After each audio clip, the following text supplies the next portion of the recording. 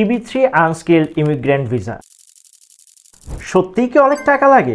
Do you know total process only in 15 to 20,000 US dollar. আসুন জেনে নেই step by step পেমেন্টের breakdown. EB3 unskilled visa হলো এমন একটি সুযোগ যেখানে আপনি লো স্কিল জবের মাধ্যমে ইউএসএতে পার্মানেন্ট রেসিডেন্সি বা গ্রিন কার্ড পেতে পারেন।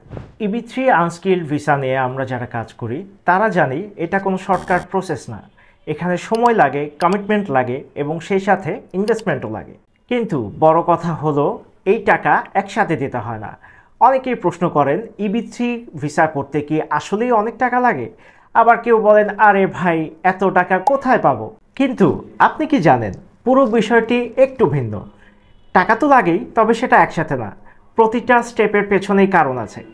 আজকের ভিডিওতে আমরা দেখব EB3 প্রসেসে কোন ধাপে, কোথায়, কখন, কবে, কিভাবে পেমেন্টগুলো লাগে। চলুন এখন ধাপে ধাপে পেমেন্টের ব্রেকডাউন দেখে নিই। স্টেপ 1, লেবার সার্টিফিকেশন অথবা এলসি। সময় লাগে 12 থেকে 15 মাস। লিগ্যাল ফি লাগে 5,000 থেকে 6,500 US ডলার। বাট এই ফিটা নির্ভর করে আপনার অ্যাটর্নি এবং আপনার এজেন্সির উপর। লেবার সার্টিফিকেশন বা এলসি হলো একটি সরকারি অনুমোদন, গভর্নমেন্ট সার্টিফিকেশন, যা US department of labour DOL দিয়ে থাকে। এর মাধ্যমে একটি ইউএস কোম্পানি প্রমাণ করে যে তারা চেষ্টা করেও যুক্তরাষ্ট্রে কোনো যোগ্য নাগরিক কিংবা কোনো পার্মানেন্ট রেসিডেন্ট কর্মী খুঁজে পায়নি। তাই তারা একজন বিদেশি কর্মী আপনাকে নিয়োগ দিতে চায় এবং আপনার এই নিয়োগটি মার্কিন শ্রমবাজারে ক্ষতিকর নয় এবং কোম্পানি ইউএস গভর্নমেন্টকে ইনশিওর করে আপনি তাদের আন্ডারে ইউএসএতে গিয়ে মিনিমাম 1 বছর কাজ করবেন।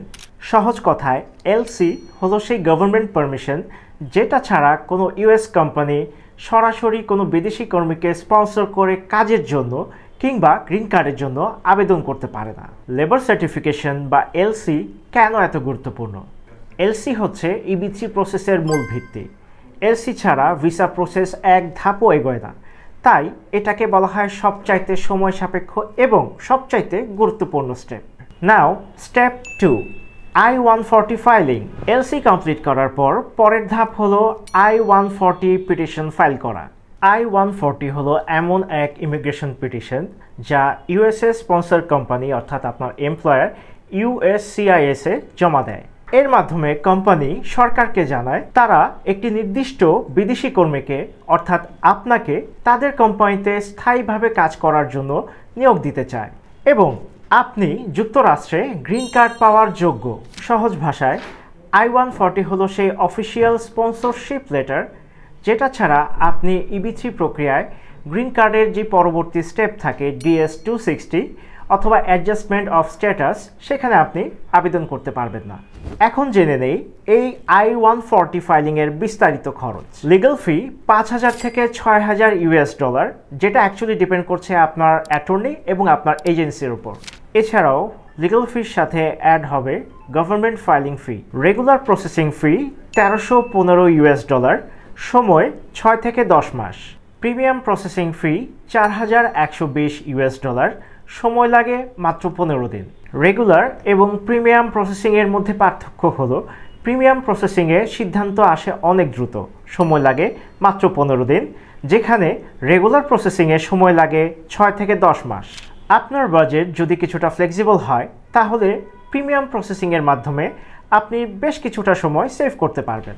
তাই আমরা সাজেস্ট করি প্রিমিয়াম প্রসেসটাই বেছে নেওয়ার জন্য। নাও স্টেপ নাম্বার 3, DS-260 অথবা ভিসা অ্যাপ্লিকেশন। I-140 অ্যাপ্রুভ হলে আপনি ফাইনাল ধাপে যাবেন, DS-260 অর্থাৎ ভিসা অ্যাপ্লিকেশন। এই স্টেপে আপনার লিগ্যাল ফি খরচ হতে পারে 5,000 থেকে 8,000 USD ডলার। অ্যাগেইন এটা ডিপেন্ড করছে আপনার অ্যাটর্নি এবং আপনার এজেন্সির উপর। এছাড়া যদি আপনার ডিপেন্ডেন্ট থাকে, লাইক আপনার ওয়াইফ, আপনার হাজব্যান্ড অথবা আপনার চিলড্রেন, সেক্ষেত্রে আপনাকে অতিরিক্ত লিগ্যাল ফি দিতে হতে পারে। বাট এটাও অ্যাকচুয়ালি ডিপেন্ড করছে এজেন্সি টু এজেন্সি। এই চার্জটা ভ্যারি করে, এটা হতে পারে 1,000 থেকে 2,000 US ডলার। DS-260 ফাইলিংয়ের সাথে অ্যাম্বাসি ফি অ্যাড হয়, যেটা 345 USD পার পারসন এবং এটা ফাইলিংয়ের শুরুতেই দিয়ে দিতে হয়। DS-260 ফর্মে যেসব ইনফরমেশন লাগে, অ্যাপ্লিকেন্ট ও তার স্পাউসের সম্পূর্ণ ডিটেলস, 16 বছরের পর থেকে যাবতীয় ট্রাভেল হিস্ট্রি, শিক্ষাগত যোগ্যতা বা এডুকেশন কোয়ালিফিকেশন, ঠিকানা সম্পর্কিত সব তথ্য কিংবা address history. DS-260 form submit করার পরে ন্যাশনাল ভিসা সেন্টার NVC থেকে আসে DQ মেইল, যার ফুল মিনিং হচ্ছে ডকুমেন্ট কোয়ালিফিকেশন। DQ হওয়ার পরপরই শুরু হয় এমবেসি অ্যাপয়েন্টমেন্ট ডেটের জন্য অপেক্ষা। এই স্টেজে কিছু অতিরিক্ত রিকোয়ারমেন্ট থাকতে পারে, যেমন PCC মানে পুলিশ ক্লিয়ারেন্স সার্টিফিকেট। এটা আবশ্যক। যদি কোনো অ্যাপ্লিকেন্ট বিগত সময়ে 6 মাসের বেশি সময় ধরে অন্য কোনো দেশে অবস্থান করেন, সেক্ষেত্রে সেই দেশের পুলিশ ক্লিয়ারেন্স সার্টিফিকেটও দিতে হয়। DQ মেইল পাওয়ার পর প্রায়োরিটি ডেট অর্থাৎ PD কারেন্ট হওয়ার জন্য অপেক্ষা করতে হয়।